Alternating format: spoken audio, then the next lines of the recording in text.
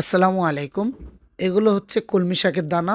এই কলমি শাকের দানাগুলো আজকে আমরা আমাদের জমিনে রোপণ করব। যেহেতু আমাদের শেডের সামনে বিশাল একটা জমিন খালি পড়ে আছে। এই জমিনটা পুরো জমিটা আমাদের মুরগি ছেড়ে পালন করার জন্য আসলে এই মুহূর্তে দরকার হচ্ছে না।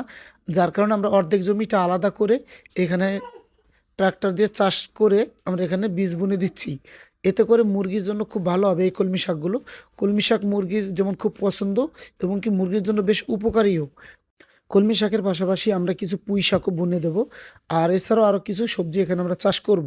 যেহেতু জমিটা খালি পড়ে আছে আমাদের নিকটেই।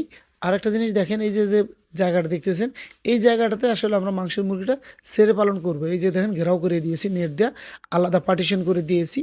এখানে ওই যে আমাদের মাংসের মুরগিগুলো, কিছু ফার্মি মোরগ আর দেশি মুরগি আছে এখানে।